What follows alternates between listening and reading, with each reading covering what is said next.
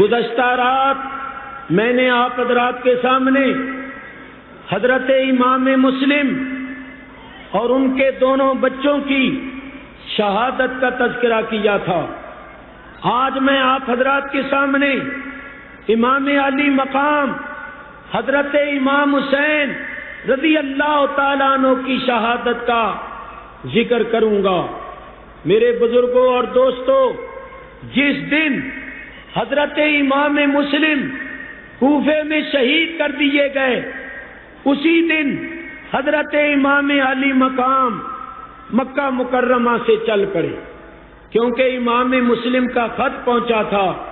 کہ حالات بڑے تسلی بخش ہیں، کوئی خوف و خطرہ نہیں ہے۔ تو امام علی مقام نے اپنے اہل و عیال کو، اپنے عزیز و اقارب کو بھی اپنے ساتھ لے لیا۔ آپ نے اپنی دونوں بیویوں کو اور دونوں بہنوں کو، ایک بیٹی کو، 3 بچوں کو، 4 بھتیجوں کو، 2 بھانجوں کو اور 8 بھائیوں کو اور 50 کے قریب دوستوں کو ساتھ لے لیا، اور یہ 82 نفوس پر مشتمل قافلہ مکہ مکرمہ سے روانہ ہو گیا۔ بعد صحابہ کرام نے روکا، امام علی مقام نے فرمایا کہ یہ مسلم کا خط آیا ہے، حالات تسلی بخش ہیں، کوئی خوف و خطرہ نہیں ہے۔ امام علی مقام چل پڑے۔ جس وقت آپ 2 منزل سفر کر چکے تھے، یعنی تقریباً 35-36 میل آپ نے سفر کیا تھا، کہ آپ کے بہنوئی حضرت عبداللہ بن جعفر طیار، حضرت سیدہ زینب کے شوہر، وہ پیچھے گئے اور جا کر کہا کہ اے میرے پیارے بھائی، آپ کو صحابہ کرام نے بھی روکا، اور آپ کو معلوم ہے کہ اہل کوفہ نے آپ کے والد ماجد کے ساتھ کیا سلوک کیا تھا۔ آپ کے بھائی حسن مجتبیٰ کے ساتھ بھی انہوں نے وفا نہیں کی، تو آپ کوفے کیوں جا رہے ہیں؟ آپ کوفے جانے پر کیوں بضد اور مصر ہیں؟ امام علی مقام نے فرمایا، بھائی یہ ایک راز کی بات ہے، یہ ایک بھید ہے، اس کو بھید ہی رہنے دو اور مجھے کوفے جانے دو، میں کوفے ضرور جاؤں گا۔ حضرت عبداللہ آپ کے چچا زاد بھائی بھی تھے، بہنوئی بھی تھے، انہوں نے کہا ہاں مجھے ضرور بتائیے کہ آپ کے کوفے جانے میں کیا راز اور بھید ہے، مجھے نہیں بتائیں گے تو اور کس کو بتائیں گے؟ حضرت عبداللہ نے امام علی مقام کو خدا کی قسم دے دی کہ میں آپ کو اللہ کی قسم دیتا ہوں، مجھے ضرور بتائیے کہ کیا راز ہے، آپ کوفے جانے پر کیوں بضد اور مصر ہیں؟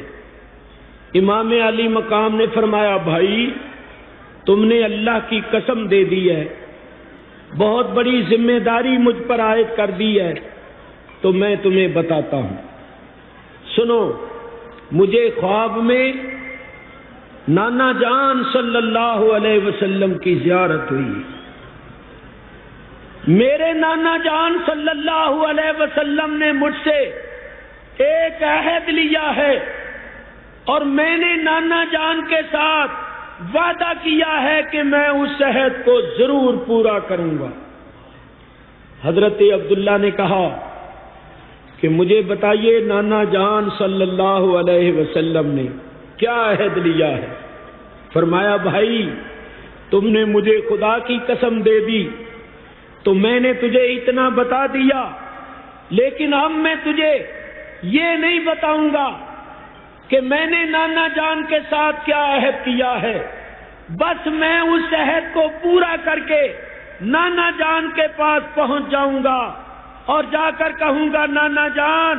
میں نے تیرے ساتھ کیے ہوئے عہد کو پورا کیا ہے اور پورا کر کے آپ کی خدمت میں حاضر ہو گیا ہوں۔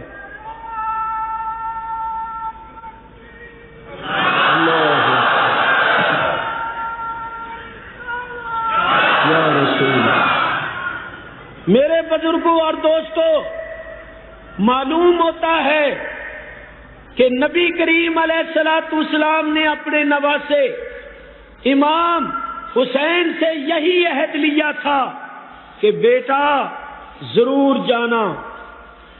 یہ قضائے مبرم ہے جو ٹلنے والی نہیں ہے، تم نے کربلا کو جا کر آباد کرنا ہے،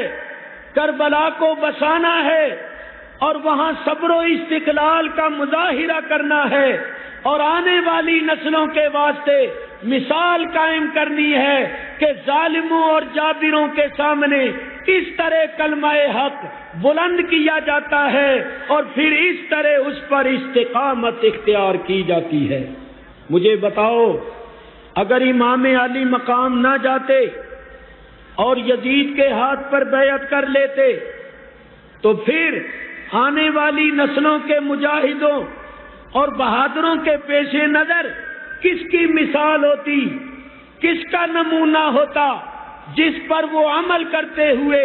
جابروں کے سامنے اور ظالموں کے سامنے کلمہ حق بلند کرتے۔ اور آنے والی نسلوں کے لوگ بھی کہتے، جب قرون اولیٰ کے مسلمانوں نے فاسق و فاجر کی بیعت کر لی تھی، جن کے گھر سے اسلام نکلا، جب انہوں نے فاسق و فاجر کی بیعت کر لی تھی تو معلوم ہوا کہ فاسق و فاجر کی بیعت کرنی جائز ہے، قیامت تک کے واسطے فاسق و فاجر کی اور ظالم و شرابی کی بیعت کرنی جائز قرار پا جاتی تو نبی پاک علیہ الصلوۃ والسلام نے یہی فرمایا تھا کہ بیٹا ضرور جانا اور جا کر فسق و فجور کا مقابلہ کرنا اور حق و صداقت کی آواز کو بلند کرنا اور راہ حق میں سب کچھ قربان کر دینا، تاکہ آنے والی نسلوں کو معلوم ہو جائے کہ ظالم اور فاسق کی بیعت کرنی جائز نہیں ہے۔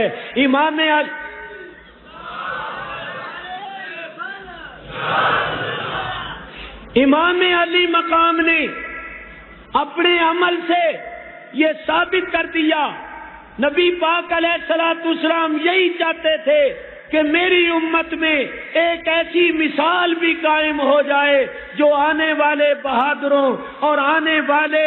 شجاعوں کے واسطے ایک مثال ہو، جس کو سامنے رکھ کر وہ جابروں اور ظالموں کے سامنے کلمہ حق بلند کر سکیں۔ امام علی مقام نے نانا جان کے ساتھ کیے ہوئے عہد کو پورا کیا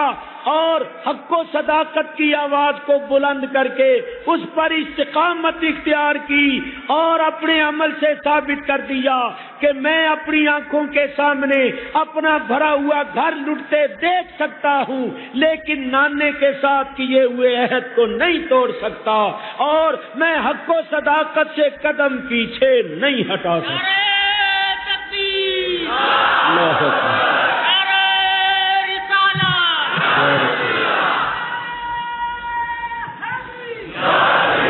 آپ سن چکے کہ امام علی مقام نے فرمایا کہ میرے نانا جان نے مجھ سے ایک عہد لیا ہے جس کو میں ضرور پورا کروں گا، چاہے اس کا انجام کچھ بھی ہو۔ یہ آج کل کے نکتہ چین، یہ آج 1350 سال کے بعد نئے محقق جو پیدا ہو گئے ہیں اور یہ طرح طرح کی باتیں کر رہے ہیں کہ امام نے غلطی کی، امام نے بغاوت کی، ان کو ایسا نہیں کرنا چاہیے تھا۔ یہ امام علی مقام کے بلند مقام کو کیا سمجھیں؟ میاں جان سب کو پیاری ہوتی ہے، عزیز و اقارب بھی سب کو پیارے ہوتے ہیں۔ جب امام علی مقام نے اتنی بڑی قربانی دے دی تو ماننا پڑے گا کہ امام علی مقام کے پیش نظر بہت بڑا مقصد تھا اور وہ بہرحال اس مقصد کو پورا کر رہے تھے اور کسی صورت میں اس مقصد کو چھوڑنے کے واسطے تیار نہیں تھے۔